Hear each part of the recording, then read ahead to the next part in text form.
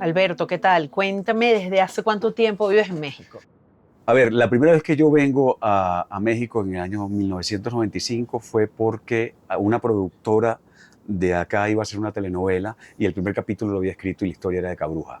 Se murió José Ignacio y entonces ellos se quedaron como sin escritor, fueron a Caracas, hicieron un casting y quedé yo elegido. Y entonces, bueno, de alguna manera, yo ni siquiera había estado nunca en México. Vine para acá, México me pareció un país fabuloso, generoso, donde me sentí bien como muy rápidamente. En ese momento no había venezolanos en México. Y en algún momento, en el 2002, por la situación del país y porque tenía dos hijas adolescentes en Venezuela, decidí regresarme. Y entonces estuve en Caracas como unos 10 años, pero ya iba y venía, ya tenía una pata como aquí en México. ¿Cómo estaba Venezuela en el 2013 cuando te fuiste? ¿Cuál era tu situación personal? Bueno, había una situación un poco como rara. Recuérdate que el 2014 fue el momento de la salida famosa, digamos, ¿no? Había muchísimas protestas, no estaba claro como el panorama, había muerto Chávez también, ¿no? Las perspectivas de futuro eran muy malas y había dos situaciones que en mi caso importaron mucho. Primero, no tenía trabajo y me ofrecieron un trabajo aquí, en México. Y segundo, mi mujer tiene una condición especial. Ella es trasplantada renal y eso da una situación muy particular. La situación médica en Venezuela estaba cada vez peor. Todo ese tipo de circunstancias nos ayudaron como a tomar la decisión. Yo vengo de unas historias de migración, ¿verdad? Y eso también es una condición distinta en Venezuela y creo que eso puede ser interesante, importante, porque viví desde niño otro tipo de experiencias, ¿no? Mi abuelo era un polaco, un poco loco, que llegó huyendo de la guerra con dos muchachas al puerto de La Guaira. Y mi papá era hijo de un andaluz y de una argelina, que habían emigrado también a Francia huyendo de la guerra civil española. Entonces, cuando después mi mamá en un momento pasa por España, mi papá estaba de vuelta ahí, se enamora y la persigue a Caracas. Entonces los dos llegan siendo como jóvenes, se casaron en Caracas, como con esta historia, como amor, sin la mentalidad de que iban a volver jamás a sus países. Y se quedaron en Venezuela. En mi casa se comía ñame con queso blanco duro, arepa de chicharrón, digamos. Nosotros teníamos una vida, pero también teníamos unos abuelos que no eran, ¿no?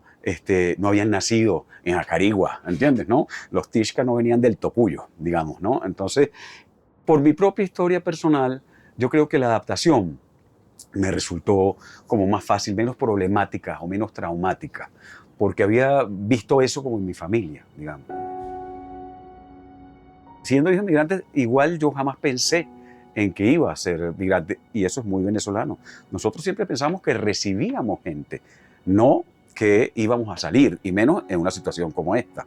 A mí quizás no me pegó tanto al adaptarme, pero sí me pegó en mi idea de futuro que yo tenía.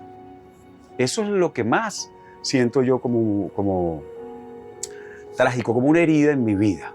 Yo todavía creo, y quizás es parte de mi inocencia, ¿no? O de la esperanza es irracional, y yo soy bastante irracional, digamos, yo todavía creo que voy a envejecer en Venezuela. Y tengo el pelo blanco, ¿me entiendes? ¿No? Y estoy a esta edad, pero yo todavía quiero morirme en Venezuela. Yo no sé todavía cómo resolver eso, porque va pasando el tiempo y parece que eso no va a suceder, digamos. Creo que eso sí es una de las tragedias fuertes de la migración. ¿Qué es lo que más extrañas de Venezuela? Claro, extraño una cosa del pasado que no voy a tener nunca, que son mis hijas y, digamos, mi afecto, mi red de afectos. Eso es muy difícil. Yo podría decirte el Ávila, pero yo creo que el Ávila es una metáfora, digamos, el clima, los sabores, los olores, toda esa dinámica.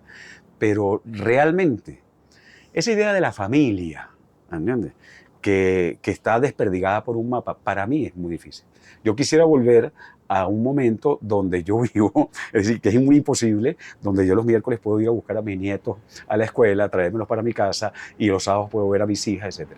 A eso quiero volver. Finalmente, a medida que pasa el tiempo, creo que es lo que menos le perdono al chavismo y a toda la realidad política venezolana. Es decir, esta tragedia que no voy a recuperar jamás. El daño más fuerte que ha hecho el chavismo, digamos, creo que es inmenso y que está en distintas dimensiones, digamos, ¿no? Hay un daño que tiene que ver con la suspensión de la democracia, de la idea de la alternancia, con haber convertido a Venezuela en un gobierno militar nuevamente. Es un daño fáctico, práctico. ¿Cómo hacemos para regresar al país a la democracia? Y lo estamos viviendo ahorita, ¿no? Pero hay varios daños culturales que yo creo que son también importantísimos, ¿no? Porque digamos que los tiempos, las revoluciones son distintos a los tiempos biológicos de los seres humanos. Y entonces, claro, la revolución, entre comillas, tiene su tiempo y su consolidación del poder y todos nosotros hemos ido envejeciendo.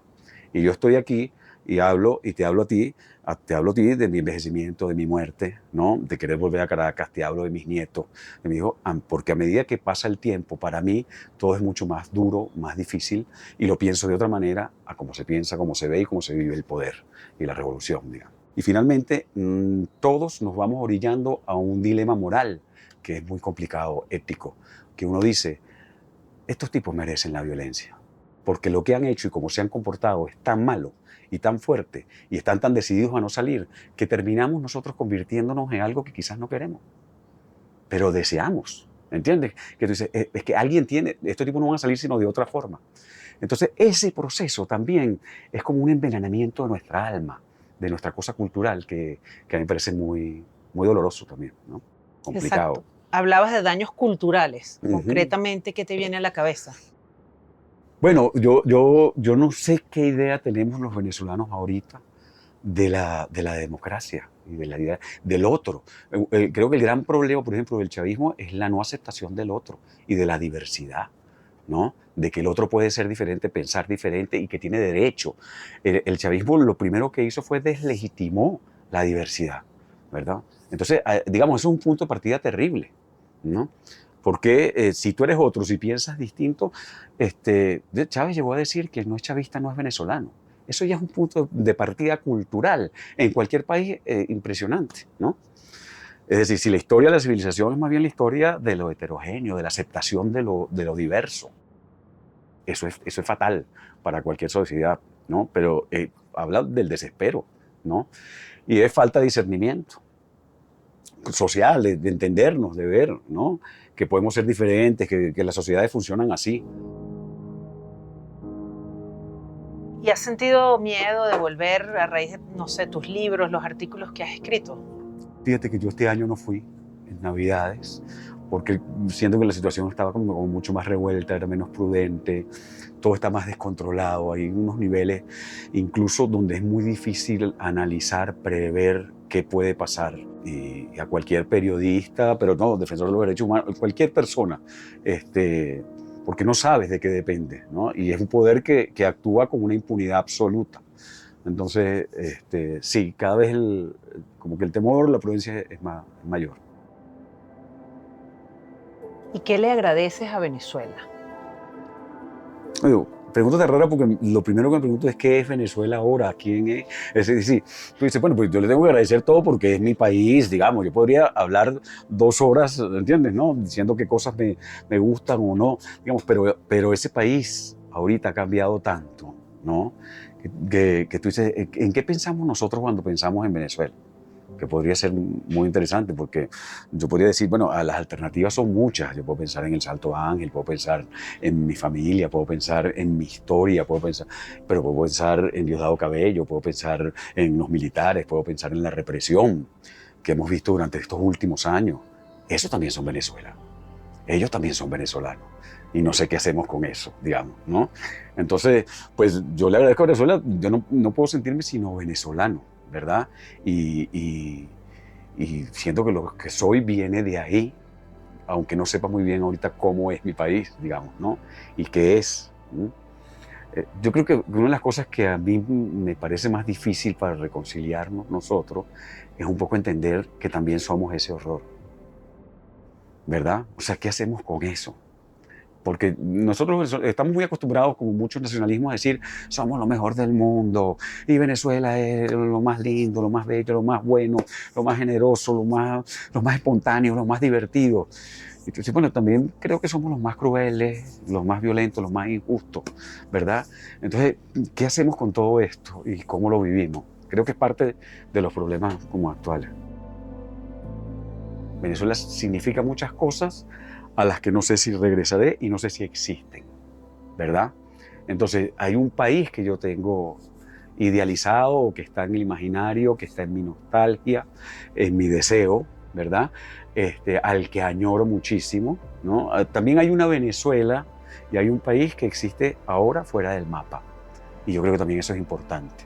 Digamos, nosotros hemos aprendido a ser Venezuela sin territorio y tejemos redes afuera y nos vemos y nos ayudamos y construimos una cantidad de cosas que a veces son impresionantes, bonitas, muy emocionantes, ¿no? Y son también el país, digamos, ¿no? Entonces, digamos, Venezuela es como muchas cosas porque está en muchos lugares y hay unas que no quiero ver y que también son Venezuela. Y hay unas con las que no me siento bien y no sé cómo manejar, que me generan odio, rabia, ira. Es complicado.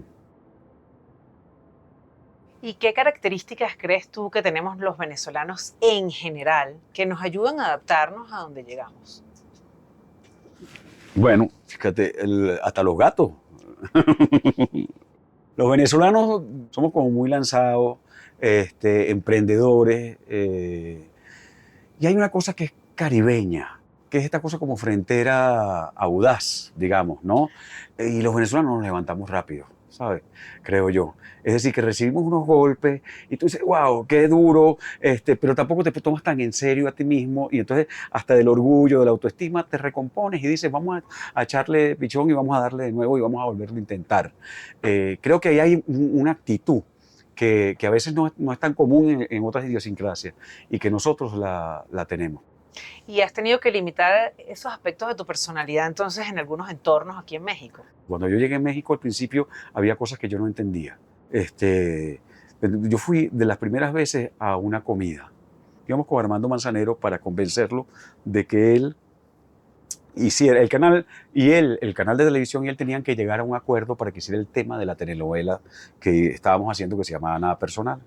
Y entonces yo digo, bueno, perfecto, vamos a esta comida. Que hablar del punto. Yo llegué a la comida y veo que pasa el tiempo. Yo llevaba como un mes, 2 meses aquí.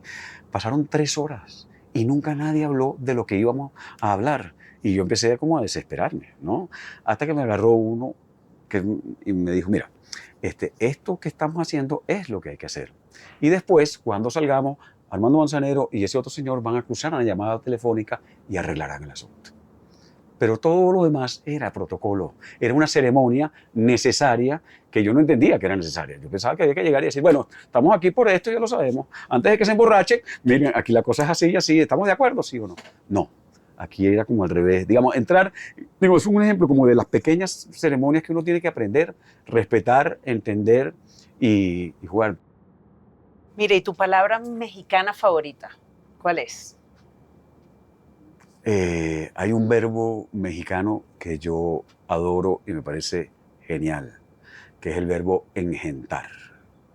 Esa es mi palabra mexicana favorita. Estoy engentado, por ejemplo. Y eso es que tú ya no aguantas a la gente que está al lado, no sé cuánto, dice, me engenté. Coño, pero es una genialidad absoluta. Yo uso mucho eso, porque más me pasa. Creo que habrá un cambio en el país. No lo sé. Ahí vuelvo otra vez a la condición irracional de la esperanza.